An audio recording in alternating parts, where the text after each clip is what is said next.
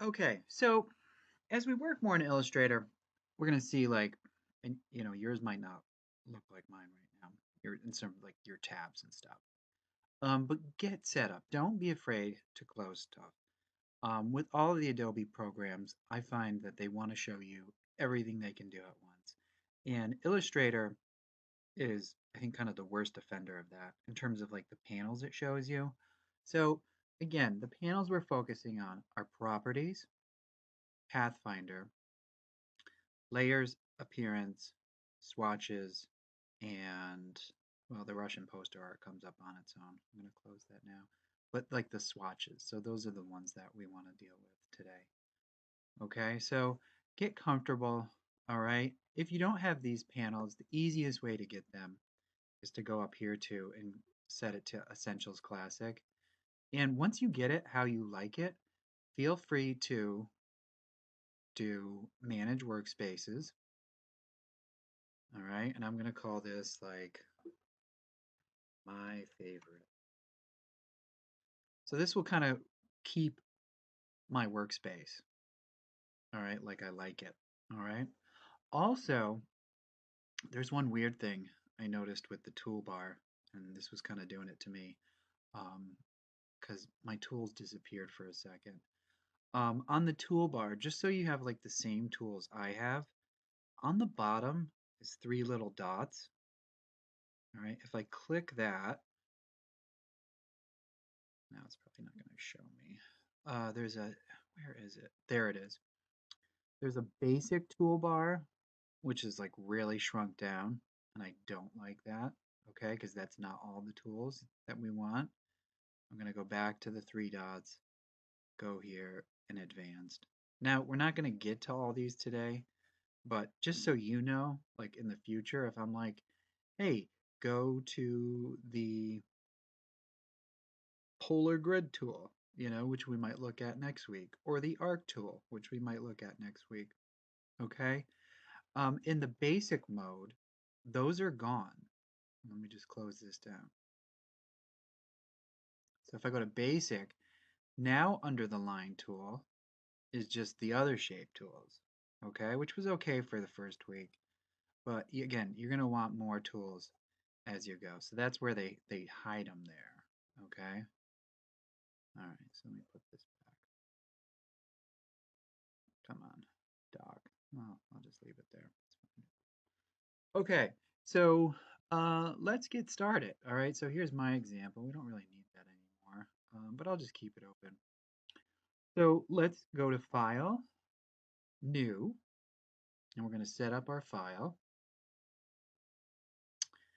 And what we do want is right here, okay? So we want 13 by 19, one artboard, all right? And here, all of that looks good. Okay, so we're good. We're not getting into bleeds right now or whatever. So I'm just going to call this Now House 1. Oops, I did that exclamation. Sorry. Sorry, Illustrator.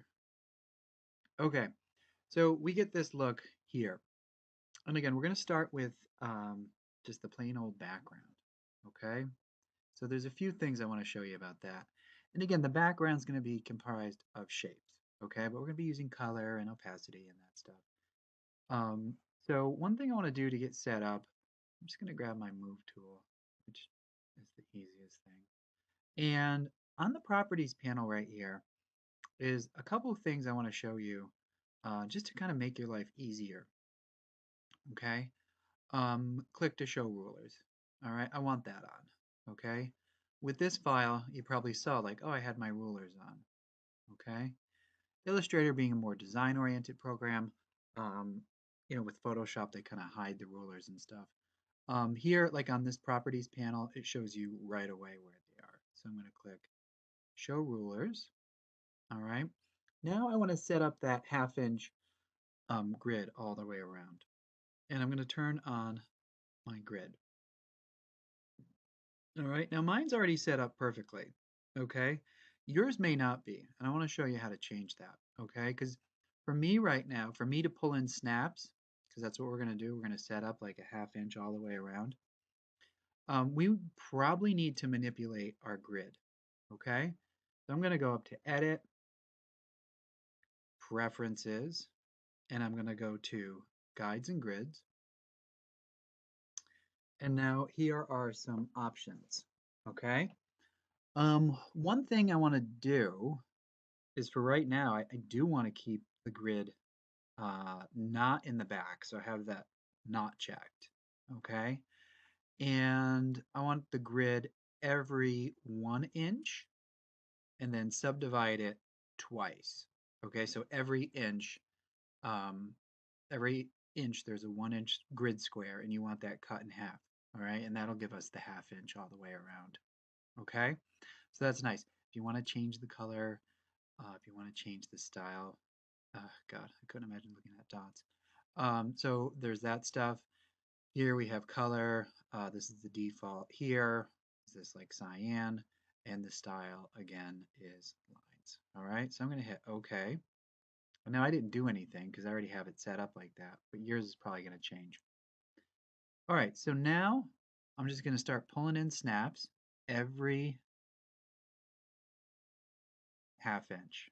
Okay, and I know it's every 1/2 inch because I have my grid set up to be 1 inch and a half. Okay, there we go. Yeah, I'm going to get the bottom. Okay, so now I have a 1/2 inch border, which is nice. At this point, if I want, I can turn off the grid. I don't really need it right now. Okay, so you might notice that this is looking different. You're like, hey, where's my stuff? All right, I'm just going to click outside of the artboard and I'll get back to my properties of these buttons about the grid. So I'm going to turn the grid off now. Now I have a perfect little snap. Okay, so now I'm going to start building the background. All right, and try not to judge me here. I guess I'll kind of recreate what I did before, but these are just some basic things I want you to work through. So I'm going to start off by just putting a color. Okay, so I'm going to grab my rectangle, and again, using my grids, I'm just going to, now it's like really nice. I can snap. I know that this thing that I just put down is has a 1/2 inch border all the way around. Okay, so there's nothing there yet. That's fine. And I'm just going to put a light color. Okay, so again, to do that, I'm going to change it to black for now. And then I don't want to, well, no, I don't want a stroke. Okay, so now I can start just kind of building in there. All right, let's look at the swatches for a second, how to just drop in a color. Okay, so I'm going to go to my library. Now I'm going to go back to that Russian poster art thing, and I'm going to use like a background color.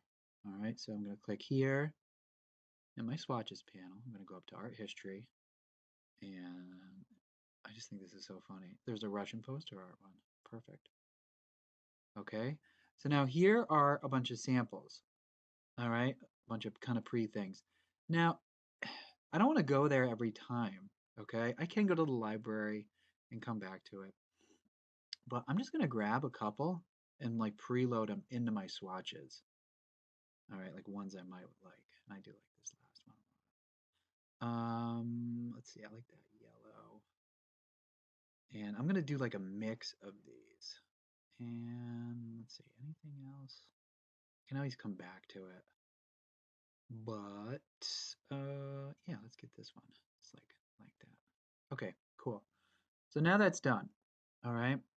Now the cool thing about the swatches panel is they make it really easy to just drop in a color. I'm going to select that one. All right, and let me actually grab my move tool, my selection tool, because I was still on my shape tool. I'm going to grab that and just boom, drag it in. Now come on, why didn't you drag it? Oh, because I was checked on that. That's annoying. I wasn't selected on that. So now if I go, sorry. Oh my God, it's not doing it. Why are you being so annoying?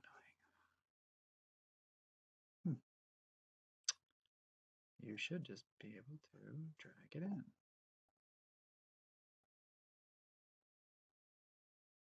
I could do it up here, but I want to do that. I want to do the drop thing with you guys.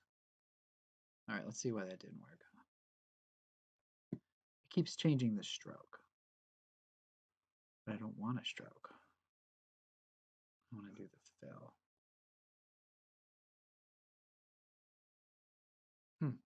Okay, that's weird. Especially since I've done this a million times. Maybe because that's in the foreground. Okay. Ah, my mistake. Okay. So I was screwing up. Because you can rotate these. Okay. So if that's selected in the foreground, if I click and drag with my swatch to drop it in, it's going to just keep switching to the stroke. So make sure, make sure that this is selected. Okay, you click on that. Now if I click and drag, please. Yay. Okay, now it works. Okay. All right. Minor speed bump. That's fine. Okay. We're going to keep building in here. All right, so I'm going to go back to my shape tool. And I want to show you how to group up some shapes. Okay. So again, I'm going to build this very slowly. So, thinking about my example that I had open in Photoshop, I don't know. I'm going to like borrow off of that sort of. But I'm just going to break up the background into a couple different regions. All right. Now it's filling with the foreground color I have. And again, that's not a big deal. We can fix that. Okay. But I want a couple that intersect. And I want this to be like one color. Okay. Now I have two rectangles. Okay. Clicked on my move tool. But we don't see them because they're the same color. Okay. I can switch that though. But let's not. Okay. So I'm going to use my move tool and I'm going to select those two. Okay. Now, if I wanted to make that into like a background, okay, and I want to make sure actually that I just get these two because I have the background selected as well. I'm going to hold down Shift and click outside. Okay, so now just these two. I can go over to my Pathfinder down here and I can unite those two. So I'm going to do that. I'm going to click on those two, unite them. Okay, now I get this kind of funky shape. All right, now I can go to my swatches and fill that as, say, one shape. Okay, so that's kind of cool. All right, so the one like kind of tricky thing about that is when you select them, okay, you can hold down Shift and click outside of two shapes you want to, and it will just select those two. Because be careful with the selection tool. When you click and drag it, it is going to grab everything on that layer. Okay, so now I can see in my layers panel, like I have this shape going on, I have this, okay? And if it's helpful to like just turn off the rectangle and just get the couple shapes that you want, with the selection tool, feel free to do that as well. All right, I'm gonna add one more shape to the background because I think I say you gotta have like 3 or 4, okay? I think it's 3. I'm gonna go back to the rectangle tool and I'm just gonna add one more rectangle in the background. But where am I gonna? So let's see, I'm gonna put something down here. Again, I'm just thinking about all those examples we've looked at. And this one's gonna be different because I'm going to, come on buddy, cancel. Fill that with a different color. And now, for the first time, I'm gonna go to Appearance and let's try lowering the opacity of that, okay? So here we have opacity, you can click on that. Also, there's like blend modes here. I could play with that as well. Maybe I'll try multiply. Nothing happens. All right, I'm gonna go opacity. That's kind of interesting. Let me go a little bit. Let me try overlay. And that that kind of drops out. I do kind of like that actually, because it sets off this square down here. That's kind of cool. I'm gonna go with that. Okay. I lose some of the horizontal I was going for, but I kind of like what happens there. But you get a little bit. You see a little bit. Okay. I like that. And you know what? Actually,